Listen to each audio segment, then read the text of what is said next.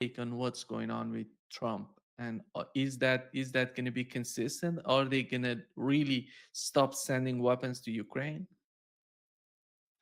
I do think so, Nima. I mean, I'm sure that there are channels of contacts there and networks of mutual support that are still alive, but I think they're getting gradually and progressively shut down because it doesn't make sense for the United States to continue pouring its assets into a project that's already failed. And right now, the United States is being asked to provide security guarantees to Ukraine, military support, financial support. It's all costs with next to no upside for the US. So what's the point? Um, I think that Trump and his administration were sincere when they said that they wish to move away from the post-World War II global order, the rules-based global order, and to embrace multipolar integrations. And both the wars the war on Iran in the Middle East and the war on Russia through Ukraine are ultimately imperial wars. They are the wars of the rules-based global order, which wishes to impose their hegemony over the whole Eurasian landmass. They want to um, destroy, regime change and partition Russia. They want to regime change Iran. This is the kind of thing that either you're with them or you're not with them. You can't. It doesn't make sense to be with them a little bit, to continue to support Ukraine a little bit, to be hostile with Iran a little bit. You're either on one side of the divide or on the other side. And if I set aside the rhetoric, because the rhetoric is very confusing. One day they say this, the next day they say that. But when I look at the outcome of what is going on, of the events and their results, it seems to me that the Trump team is consistent, and it's clear that they wish to extricate the United States from these globalist misadventures, and to really embrace the multipolar integrations. So, they want to negotiate with Iran, not even about the nuclear program. They don't want a regime change. They want to negotiate bigger things. Iran has a lot of oil, as Trump said. So they probably wish to develop that potential. And, what happened when I think it was Hegseth that gave an interview about a week ago, and he was asked no, it was Witkoff. Sorry, Witkoff gave an interview, and they asked him about whether the United States is going to seek further sanctions on Iran, or if there's going to be a lifting of sanctions. And he generally expressed himself in favor of lifting the sanctions and easing them. And when among other things, he said, this is a message to China. And the signal was, we are ready to make deals. We're ready to go beyond this role of policing everybody, imposing sanctions, punishing countries, forcing everybody to toe our line. And I think that this is what they're doing. That's, when I set the rhetoric aside and I look at what they are doing, this is consistently the signal. Also, last week we had a piece of news which maybe went largely below the radar, but there was a unit set up under, I think, NSA, National Security Agency, that was tasked with kind of antagonizing Russia and increasing pressure on Russia in order to force them into negotiations, exploring strategies for that, including false flag attacks and all this.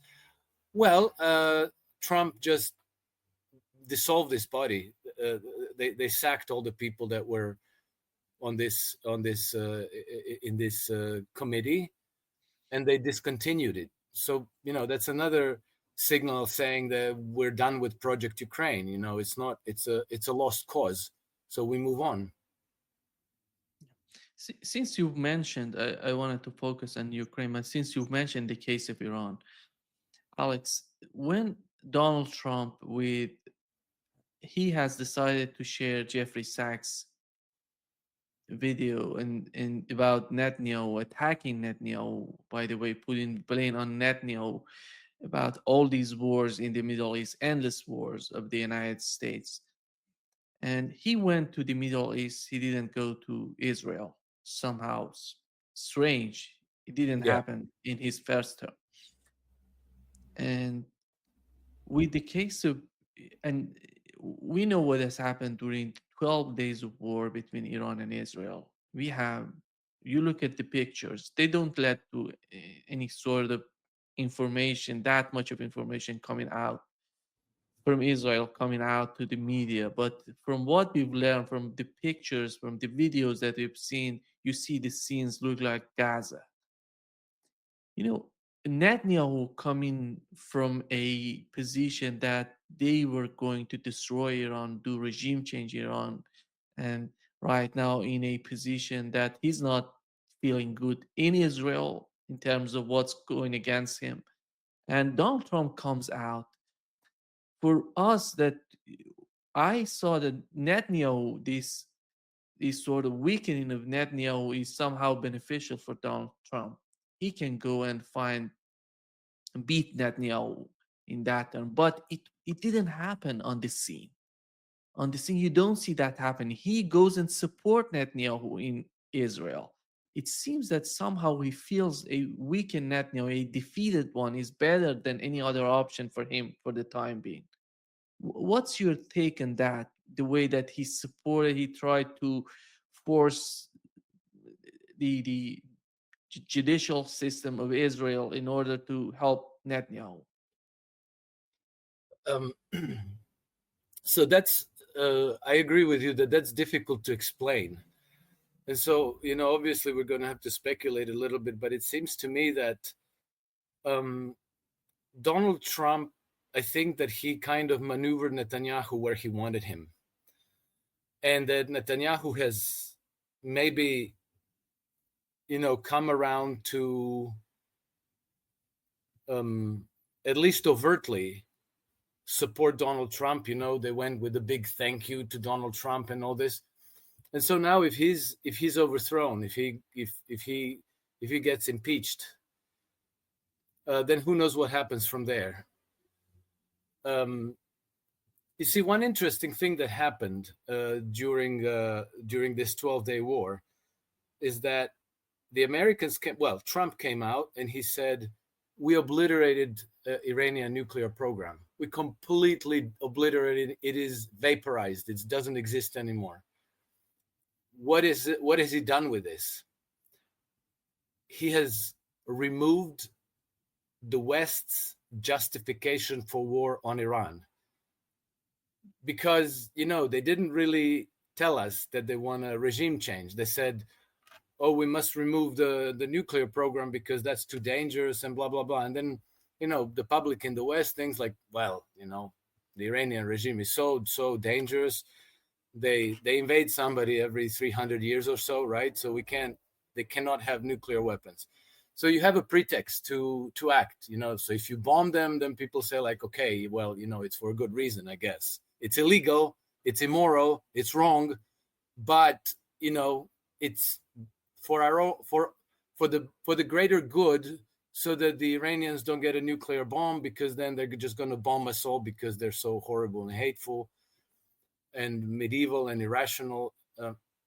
So now you say, okay, the nuclear program is gone. It's gone. It's like vaporized. So now there's no more pretext for war.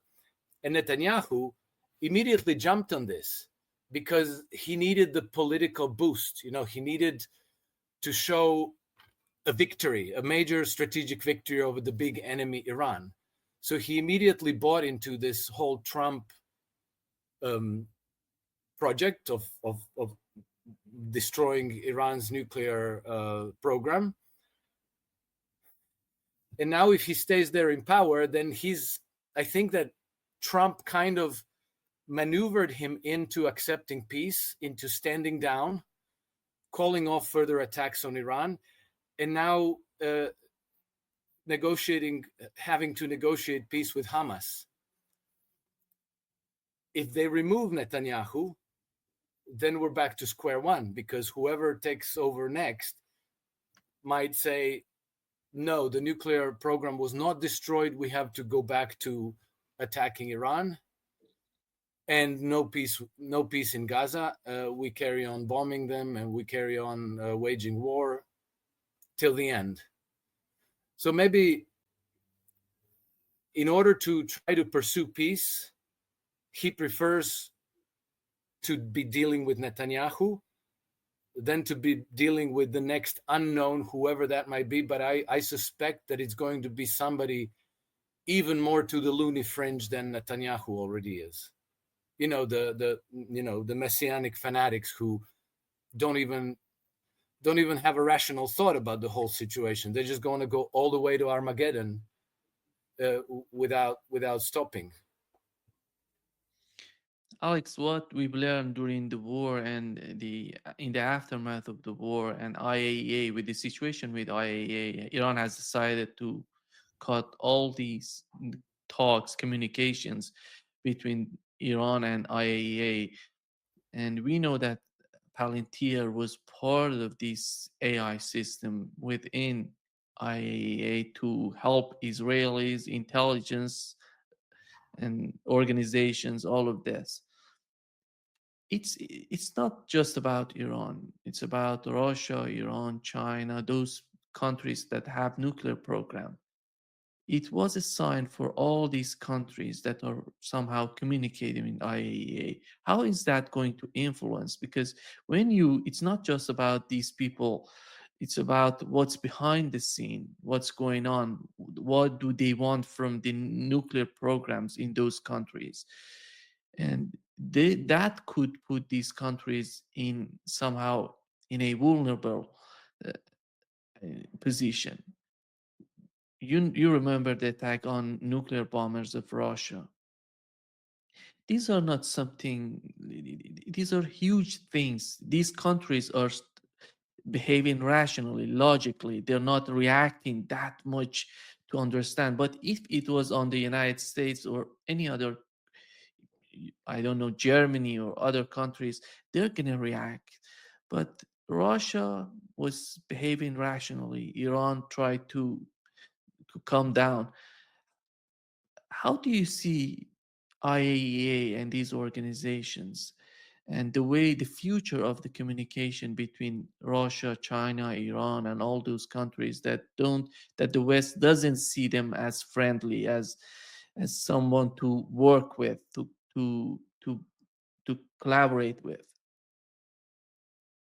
Well, I think that it's quite obvious that IAEA has been compromised, and they have effectively taken advantage of Iran's compliance to help Iran's enemies undermine Iran, to target their program, to target their scientists,